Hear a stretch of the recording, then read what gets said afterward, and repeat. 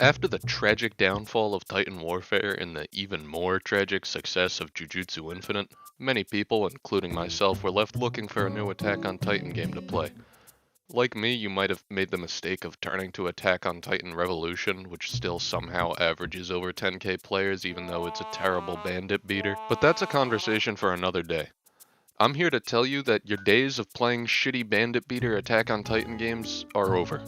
Attack on Titan Freedom War is a criminally underrated game that matches and even surpasses Titan Warfare in certain aspects of gameplay.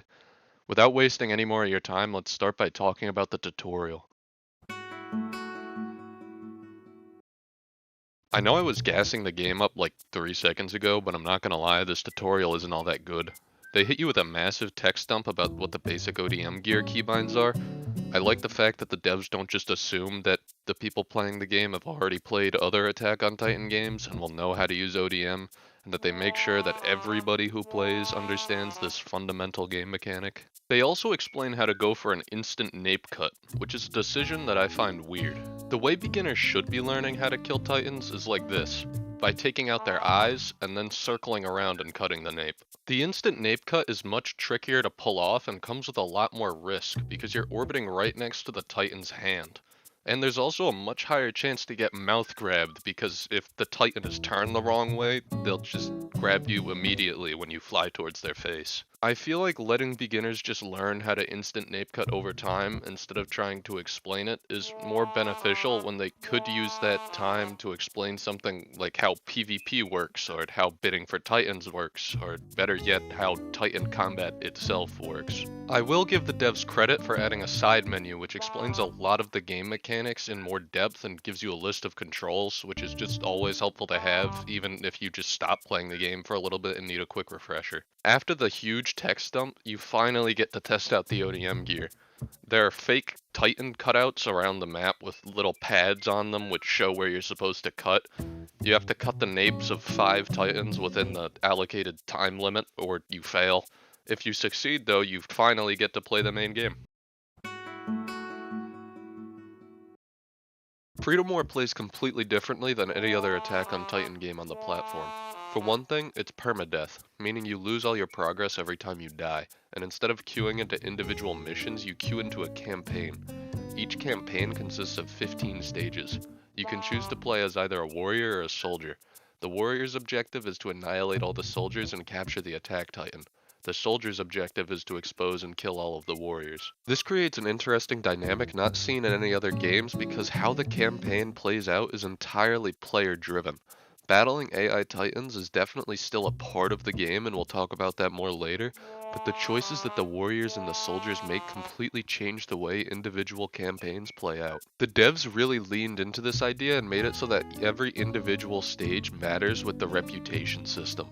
Depending on how the scouts perform in each given stage, they will gain or lose reputation. Gaining enough reputation unlocks new weapons that can be used against the warriors. These weapons can completely make or break the campaign for either side. For example, getting Thunder Spears early almost always results in the soldiers having a massive advantage, but even something like Spike Nets can make accomplishing objectives tricky for the warriors. This game also has the unique ability to terrify you. There is no game on the platform that has scared me as badly as being an enlisted trying to make it back to the district and seeing the female titan fucking booking it towards me. The warriors can definitely wreak havoc against even a well-coordinated group of soldiers for the first 2.5 waves. It's during wave 3 that the soldier team actually gets the attack titan and can start fighting back. Now's as good a time as any to talk about titan shifter combat. I'm not the biggest fan of shifter combat in this game. I'm not saying it's bad, I just don't personally like it. Titan shifter combat is mostly just playing neutral and trying to land M1 combos. Basic M1 attacks beat heavy M2s beat block, and block beats M1s. The neutral is just reacting to what your opponent does and picking the option that counters them.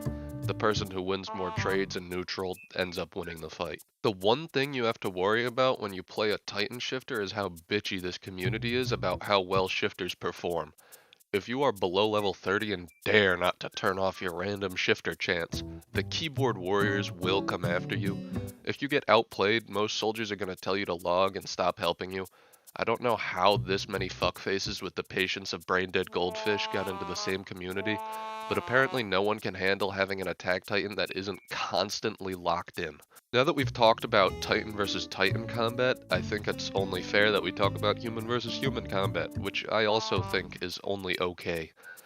Both sides being on ODM makes the combat a little janky and sometimes frustrating. Also, this combat system focuses heavily on reacting to what move the other player uses, as the three combat moves available to you function similar to a game of rock, paper, scissors. You have a basic attack, which loses to the counter ability. You have a kick, which loses to the basic attack. And you have a counter, which loses to the kick. Because of the fact that you have to see and react to abilities while moving as fast as you do in this game, it makes some of the fights feel kinda strange and clunky. It's nothing game breaking, it's just not the game's strongest facet. Probably the most fun I have with this game though is fighting Titan Shifters as a human. Even if you're losing horribly, there's no feeling like holding off a Titan Shifter to help out the attack Titan or let your team capture an objective. There's just something about the David versus Goliath nature of fighting a Titan Shifter that can't be matched by any other feature in the game. I haven't really talked about fighting AI Titans yet, and that's because although you will probably spend a lot of time fighting the AI Titans, they aren't really even remotely the main focus of the game. They're just an obstacle other than the warriors and a way to progress. That's really what I think sets this game apart from other Attack on Titan games. Mindlessly killing pure titans isn't the main goal of the game. This game forces you to think about what you're doing, and its player-driven nature ensures that every single campaign and stage will feel unique and new. The one major issue with this long-term campaign type gameplay is the fact that if one team gets too much of an advantage, the server will probably just die out, and then trying to find a new server kinda sucks because you might have dedicated like an hour and a half to this one campaign. This is usually more of a problem when the warriors are winning by a lot, but if the scouts are clearing, people won't join the warriors team and the server will still probably end up dying. I'm not even sure how I would suggest fixing this. This problem is intrinsically linked to a lot of the features that make the game cool and unique, so I'd hesitate to try and do anything drastic about it because it might ruin another aspect of the game. I had to give Stage 14 its own section because this round is absolute peak. This is the return to Shiganshina arc and the effective finale of the campaign. The warriors now gain access to the Beast and Cart Titan. The objective of the soldiers is to plug up the holes in the wall using the new Titan hardening abilities of the Attack and Jaw Titan. They can also win by eliminating all of the warriors. The warriors' objective is to capture the Attack Titan and the Jaw Titan or prevent the soldiers from plugging up the wall. This stage is a ton of fun. Both the warriors and soldiers have unlocked all the tools they can have access to, and each side has to adapt and find ways to counter the strategies used by the other side.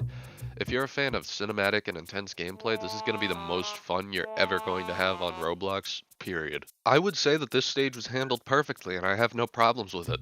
But before you get to any of the peak content, you have to ride a horse for 10 straight minutes. You spend 600 seconds on a horse doing nothing. How did anyone think that this was a good idea? I can understand a lot of the other horse rides in the game because you can get harassed by pure titans and it gives titan shifters a chance to take out supplies and get to objectives. But actually nothing happens on this horse ride. To make matters worse, you can't even walk away while you do nothing. You have to sit at your keyboard and make sure you don't get stuck on any trees. Why not cut this horse ride down to something reasonable like 3 minutes? And if you're worried about soldiers traveling back to the district they started from to get more carts, just disable the horse spawner after the battle starts. It's crazy how one of the most entertaining experiences you can have on the platform is barred behind 10 minutes of actually doing nothing. This game is permadeath, which I know a lot of people might not be a huge fan of. I know I wasn't at first, but I think this style of progression actually fits the game really well. In exchange for losing all your progress when you die, you progress pretty quickly. You only have to kill 2 titans to get 1 skill point. You only need 66 skill points to completely max out your character. You only have to kill 132 titans to get completely maxed out. A relatively average player should be able to get from 0 skill points to around max in one campaign, and you can get the essentials for survival like impulse hand cut and a few health points in 1 or 2 stages.